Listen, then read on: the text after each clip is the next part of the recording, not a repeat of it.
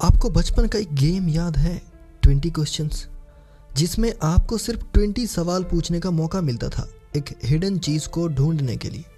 अगर आपने सही सवाल पूछे तो आप जीत गए, और अगर गलत सवाल पूछे तो गेम ओवर। लाइफ बिल्कुल ऐसी ही है, लेकिन यहाँ प्रॉब्लम यह है कि हम जो मिस्ट्री सॉल्व करने की कोशिश कर रहे हैं वो कोई चीज़ नहीं है, वो हम खुद हैं। हमारी आइडेंटिटी, हमारा पर्पस, हमारी खुशी। जब हम लाइफ में लॉस्ट फील करते हैं, स्टाक फील करते हैं या ब्रोकन होते हैं तो हमारा इंस्टिंक्ट होता है कि आंसर्स ढूंढना। तब हम भागते हैं सॉल्यूशंस के पीछे।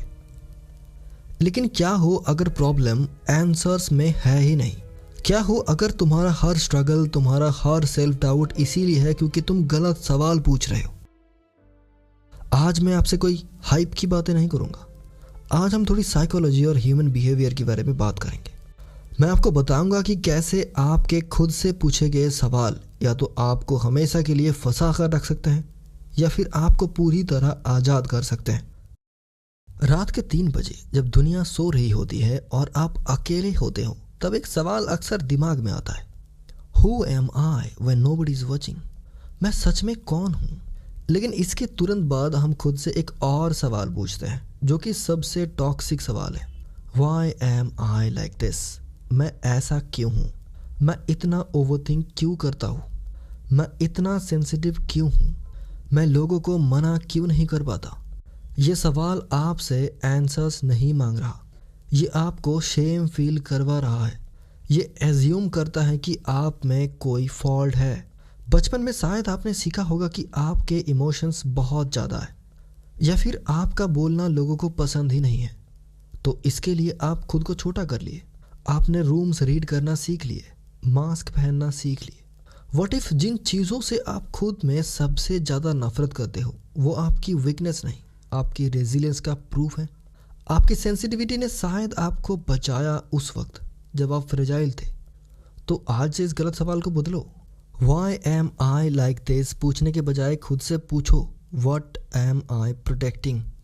जब आप ये पूछते हो तो सेल्फ हेट सेल्फ अवेयरनेस में बदल जाता है। आप ब्लेम नहीं करते, आप समझते हो।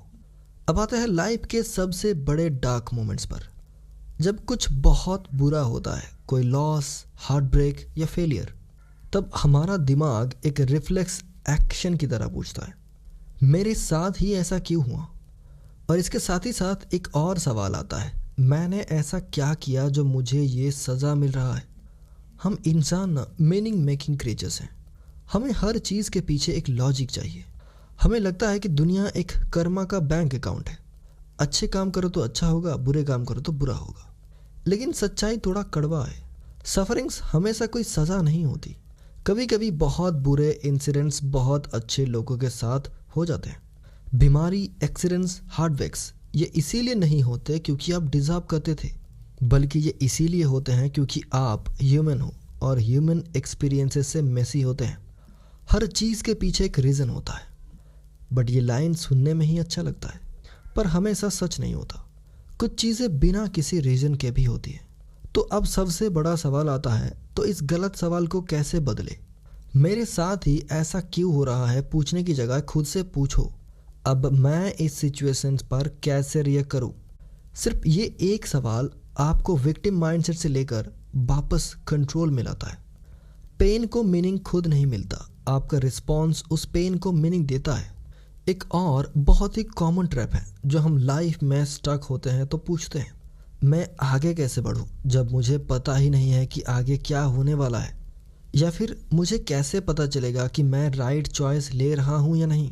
बेसिकली ये गलत सवाल है। क्यों?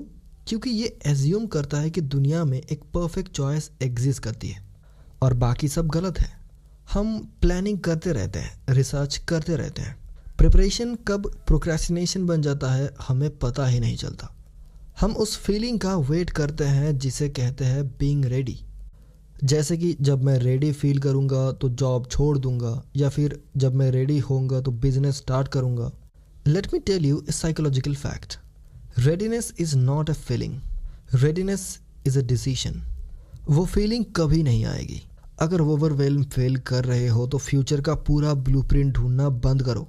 राइट चॉइस क्या है मत पूछो, खुद से सिर्फ ये पूछो, आज इसी वक्त एक सबसे छोटा स्टेप क्या है जो मैं ले सकता हूँ।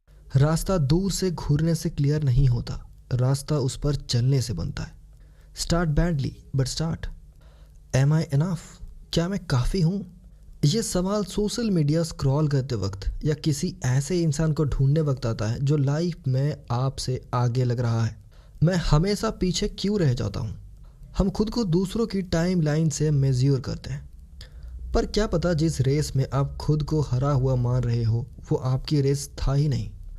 एक और फियर होता है, अगर लोगों ने मेरा रियल मेशी इम्परफेक्ट वर्जन देख लिया तो क्या वो मुझे एक्सेप्ट करेंगे? हमें लगता है कनेक्शन परफेक्ट होने से बनता है, जबकि रियल कनेक्शन इम्परफेक्शन शेयर करने से बनता है। कॉन्फिडेंस कोई ऐसी चीज़ नहीं है जो एक दिन अचानक आपके अंदर डाउनलोड हो जाएगी। Confidence is acting in spite of doubt.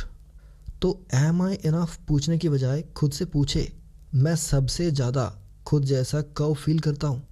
आपकी वर्थ इस चीज़ से डिफाइन नहीं होती कि आप क्या अचीव करते हो, बल्कि इस चीज़ से होती है कि आप ऑथेंटिकली कौन हो। आखिरी और सबसे डेंजरस सवाल जो आपको शुरू होने से पहले ही ख़त्म कर देता है, व्हाट इफ़ आई फेल? क्या होगा अगर मैं फेल हो गया तो? हमारा दिमाग वर्स्ट केस सिनेरियोस बनाने में एक्सपर्ट है। पैसा डूब जाएगा, लोग हंसेंगे, मैं बर्बाद हो जाऊंगा। हम इस फियर को एक सॉलिड फैक्ट मान लेते हैं। लेकिन क्या फेल होना सक्सेस का ऑपोजिट है, या फेल होना सक्सेस के रास्ते का एक पार्ट है? और एक इंटरेस्टिंग बात बताऊं, कुछ लोग व्हाट इफ़ आई फेल से नहीं, व्हाट इफ़ आई सक्सेस से डरते हैं, क्योंकि सक्सेस आती है तो रिस्पॉन्सिबिलिटी बढ़ाती है। लोग आपको देखते हैं और वो बदलाव डरावना लगता है। इन दोनों फियर्स को हराने का सिर्फ एक ही तरीका है, इस व्हाट इफ़ के डायरेक्शन को घुमाना। अगर मैं फेल हो गया तो पूछने की जगह खुद से पूछो, अगर मैं ट्राई ही नहीं किया तो क्या होगा? फेलियर से आप शायद रिकवर कर लोगे, कुछ नया सीख लोगे, पर रिग्रेट, पछतावा आपको ज़िंदगी भर खाएगा। And the most important question is this, जिस चीज़ से आप सबसे ज़्यादा डर रहे होते हो, क्या वही एक चीज़ है जो आपको एक्चुअली में सबसे ज़्यादा करना चाहिए? लाइफ की मिस्ट्री आंसर्स मिलने से सॉल्व नहीं होती, बल्कि वो तब सॉल्व होती हैं जब हम सही सवाल पूछते हैं। आज आपके अंदर कौन सा गलत सवाल चल रहा है जिसे आप चेंज किया, मुझे कमेंट्स में ज़रूर बताना, क्योंकि मैं सच में जानना चाहता हूँ कि आपका माइंड कैसे शिफ्ट हुआ। अगर इस वीडियो ने आपको एक नई क्लैरिटी दी तो इसे ऐसे दोस्त के साथ शेयर करना जो अभी थोड़ा सा लॉस्ट फील कर रहे हो, शायद उसका भी डायरेक्शन बदल जाए।